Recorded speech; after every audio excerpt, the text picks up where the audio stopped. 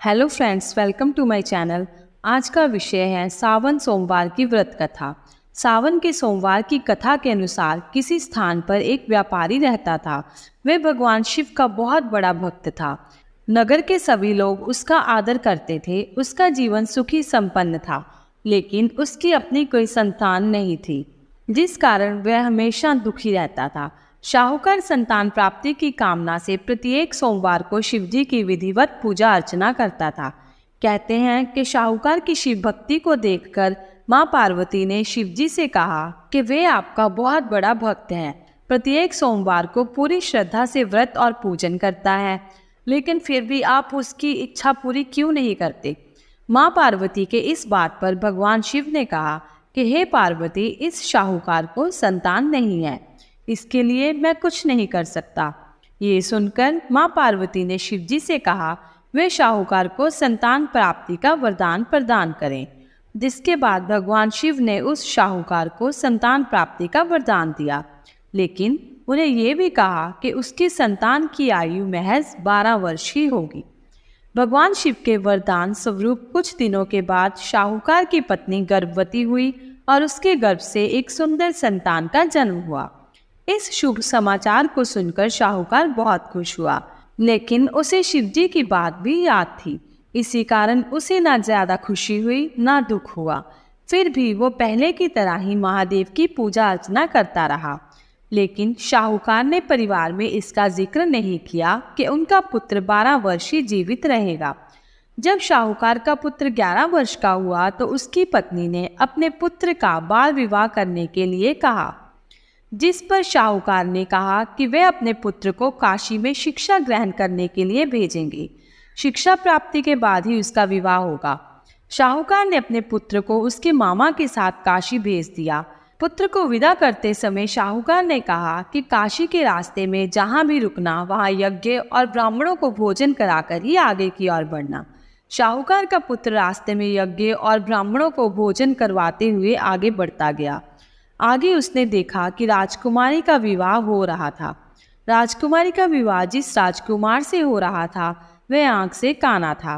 राजकुमारी के पिता की नज़र शाहूकार के पुत्र पर पड़ी तो उसने सोचा कि क्यों ना राजकुमारी की शादी उस बालक से करा दूं। राजा ने अपने इस विचार को बालक के मामा से साझा किया। राजा के इस सुझाव को बालक का मामा मान गया और उसने अपने भांजे की शादी उस राजकुमारी से करवा दी।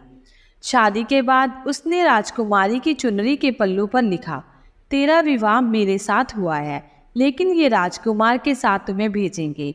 ये लिखकर शाहूकार का बेटा अपने मामा के साथ काशी चला गया। राजकुमारी ने जब अपनी चुनरी खोली तो उस पर लिखी हुई बातों को पढ़कर उसने उस राजकुमार के साथ जाने से मना कर दिया। काशी पहुंचकर मामा भांजा अपने घर में यज्ञ करवा रहे थे। उसी वक्त भांजे की तबीयत खराब हो गई। उस दिन वह बालक कमरे से बाहर नहीं आया। मामा ने कमरे के अंदर जाकर देखा तो उसके भांजे के प्राण निकल चुके थे, लेकिन मामा ने ये बात किसी को ना बताई। उसने यज्ञ का सारा काम समाप्त कर ब्राह्मणों को ये बात बताई। उसने यज्ञ का सारा काम समाप्त कर ब्राह्मणों को भोजन करवाया। इसके बाद उसकी वेदना ना रुकी और उसने विलाप करना शुरू कर दिया। संयोगवश भगवान शिव और मां पार्वती उसी रास्ते से जा रहे थे। रोने की आवाज़ सुनकर मां पार्वती ने शिवजी से पूछा कि ये कौन रो रहा है। भगवान शिव ने कहा कि ये उसी शाहूकार का पुत्र की मृत्यु पर विलाप कर रहा है, जिसकी आयु सिर्फ 12 वर्ष की थी। तब मां पार्वती ने शिवजी से व्यापारी के बेटे को जीवन दान देने को कहा। भगवान शिव ने कहा कि उस शाहूकार के पुत्र की आयु उतनी ही थी। शिवजी की वचन को सुनकर मां पार्वती ने बार बार शिवजी से उस बालक को जीवन दान देने का आग्रह किया। मां पार्वती के आग्रह पर शिवजी ने उस शाहूकार के पुत्र को जीवन दान दे दिया। जिसके बाद मामा और भांजा दोनों अपने घर वापस लौट गए। रास्ते में वह नगर मिला जहां शाहूकार के पुत्र का विवाह हुआ था। वहां उन दोनों का खूब सत्कार हुआ। राजा ने अपनी कन्या को शाहूकार के बेटे के साथ खूब सारा धन देकर विदा कर दिया। उधर शाहूकार और उनकी पत्नी ये सोचकर बैठे थे कि अगर उनका पुत्र वापस नहीं आएगा तो वो अपनी जान न्यौछावर कर देंगे। कहते हैं कि जब शाहूकार को पता चला कि उनका पुत्र वापस आ रहा है तो उन्हें विश्वास नहीं हुआ, लेकिन बाद में उन्होंने अपने बेटे और बहू का भव्य स्वागत और सत्कार किया और भगवान शिव को धन्यवाद दिया। रात में भगवान शिव ने शाहूकार को स्वप्न में कहा कि मैं तुम्हारी पूजा से बहुत प्रसन्न हूँ। सोमवार व्रत में उसकी इस कथा को जो भी कोई पढ़ेगा उसकी सभी मनोकामनाएं पूरी होगी।